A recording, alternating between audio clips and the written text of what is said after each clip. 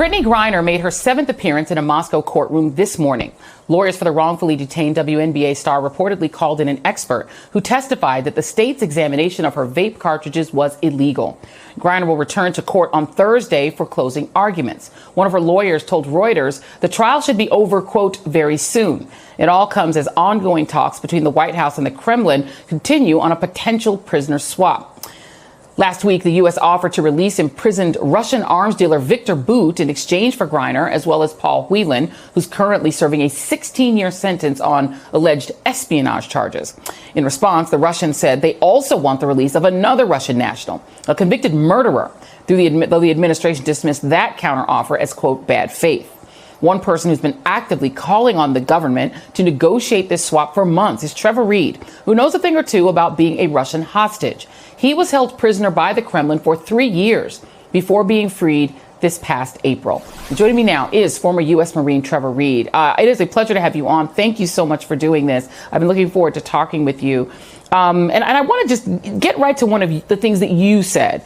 You said this was a quote from you. There is no justice in Russia. Brittney and Paul will not receive justice in Russia. They're not going to receive a fair trial. They will not receive a fair investigation. They will be there as hostages until the United States gets them out. You know that from experience. What do you make of the fact that this trial is ongoing with, arguments being made and that they're proceeding as if it's a real trial? Yeah, so that's all a facade. So Russia tries very hard to have the appearance of having a legitimate legal system while also trying extremely hard to make sure that there is absolutely no reality of that legal system actually working. So everything that happens inside of a courtroom in Russia is largely just theater. It doesn't matter what kind of evidence you have. It doesn't matter what laws or procedures the government has violated there. They're not going to materialize into any type of actual justice. And obviously, the Kremlin saw you having a Marine as a hostage is for them a pretty big deal. Now they have a WNBA star. What kind of conditions were you held in? What kind of conditions would you assume that Brittney Griner is being held in?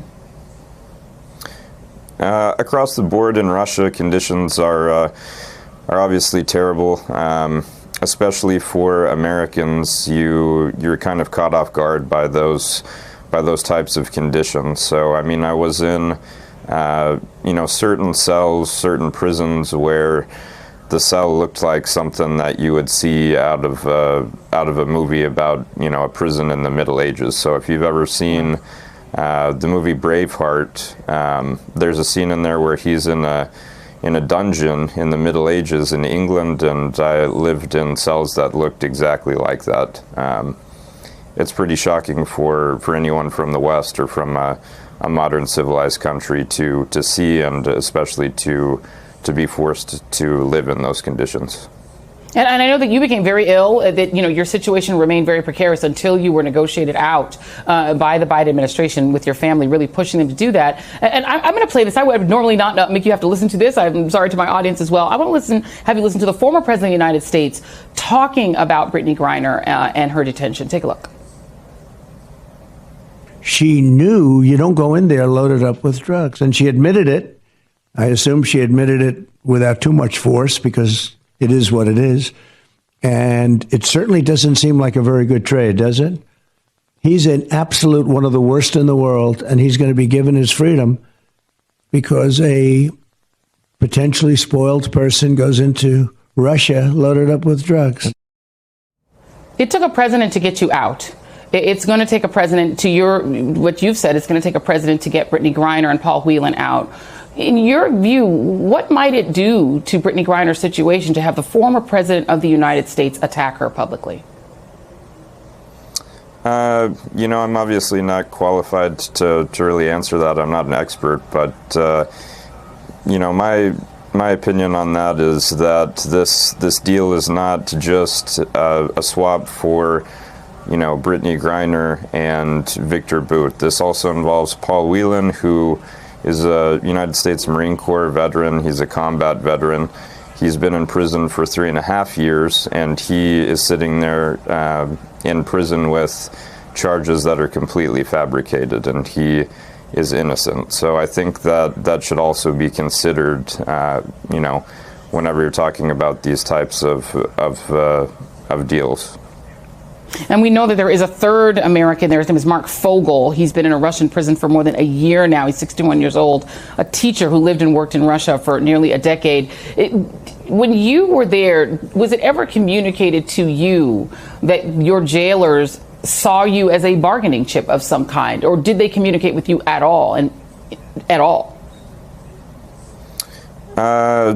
I did have communication with guards and prison officials there. Usually that was involving disciplinary action. I was resisting there actively, the government, their laws there. I was refusing to work, so I was constantly involved in, conversations with the prison administration there, but those were not involving larger, geopolitical issues. They were more concerned with trying to force me to work, and, I told them that wasn't going to happen. Yeah, indeed. Well, that is at Marine Training. Trevor Reed, thank you very much. Really appreciate your time this evening. Thank you for being here.